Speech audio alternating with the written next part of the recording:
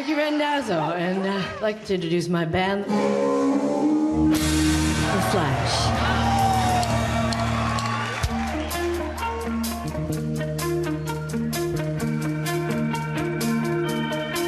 Like a cold one on a summer's day. Hello? I've been trying to call you. It's Julie, our daughter. Max left her. What? You brought your guitar? Yeah, just the one. Whoa, Mom, you're here. It's like the 80s all over again. I was a cold one to leave that way, but no one stood in my way. Yes, Meryl Streep can sing too. I sat down with Mamie Gummer and one of the other stars of the film, Aussie rock legend Rick Springfield.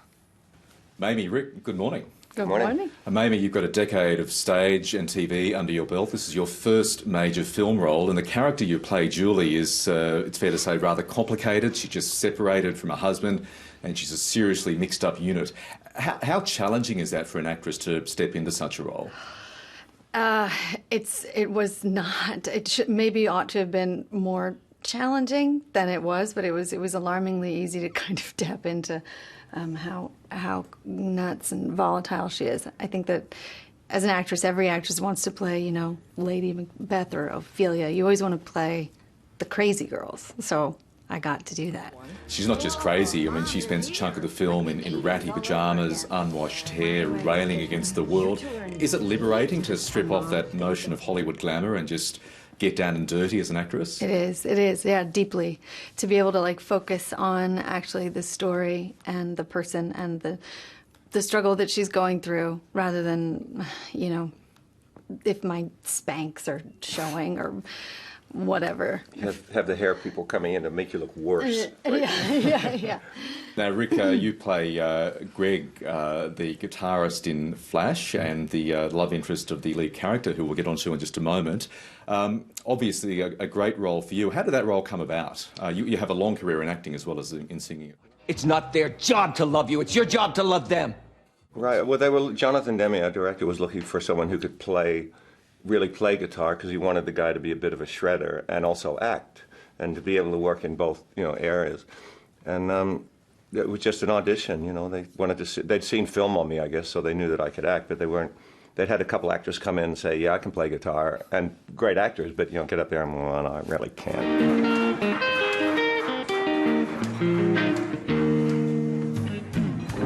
Day after day, I'm more confused. Jonathan wanted it all live. It's all recorded live. All the music's recorded live. So first audition was I walk in a room and there's, what's her name again? Mom.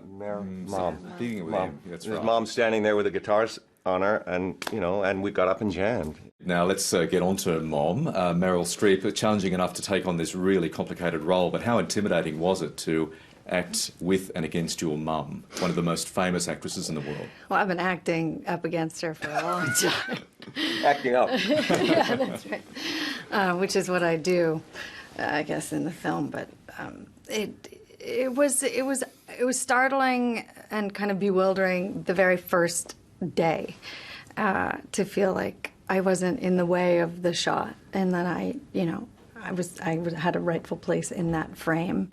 It was a wonderful experience to kind of to meet her on a level playing field. And was it true that Jonathan Demme kept you apart between scenes? He did. He tried. He tried. What was he trying to achieve by that? The geographic separation meant to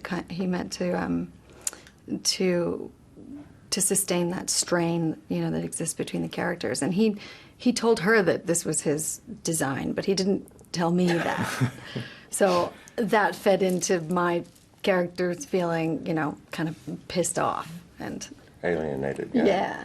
Now, you helped teach Meryl to play the guitar and sing. I'll tell you what, she hits it out of the park playing with the Flash. Was she an easy student in that sense? Well, she actually woodshedded for months before I even had the part. I mean, that's just what she does as an actor, you know. I'm no better than anyone trying to crack the cold one. when we started working, rehearsing and everything, she would ask questions when things came up about the authenticity of how she was holding a guitar, what looked more real, which is, you know, her working as an actor to try and make the character seem be as real as possible. And you know, it was actually very heartening to see Meryl Streep being a little nervous. You know, it kind of made me Made you feel a lot better. Yeah, you know, because it took on a huge thing, playing electric guitar, singing at the same time. I know musicians who find that difficult, and doing it in character. So it was a pretty giant thing she took on. So if I could, you know, help her with a little bit of holding a guitar, I'm good with it. As Rick said earlier, you've acted with her, or acted up against her in your private life for many years, obviously, but this is not the first time you've appeared on screen with your mum. That's the case, isn't it? That's right. When I was about 20 months or so, I was a cute little ginger angel, red-haired baby in this movie called Heartburn.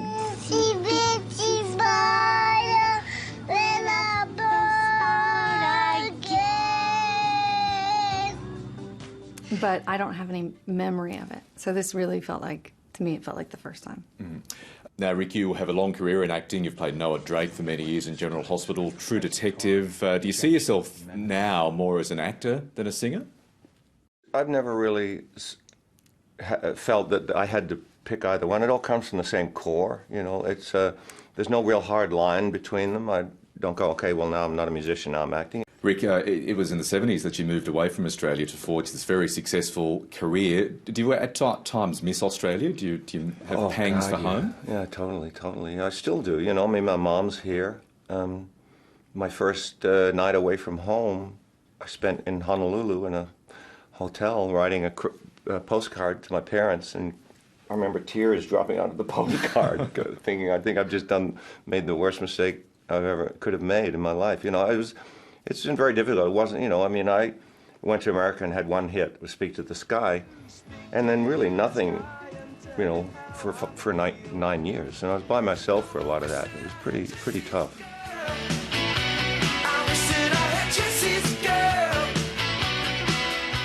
And you still perform. I believe you got your 18th studio album coming out as well. Yeah, we have a new record coming out. It's the best record I've done. Aren't they all? Aren't they all? No, it's great. I've been listening to a lot of country. It's not a country record, but it's got some country elements. I wrote one of the songs with one of the Rascal Flatts guys and another writer who's written some stuff for actually Keith Urban. There's some hits for Keith Urban, and I'm really excited about it. Look forward to it. And Mamie, finally, what's next for you? I just wrapped a show called Manhattan on WGN network in the States. I'm not sure if you get it here, and I'm doing a play in New York. I start rehearsing in, like, tomorrow. So busy schedule. Mamie and Rick, thank you so much for joining us this morning. Thank you. Thanks for having us.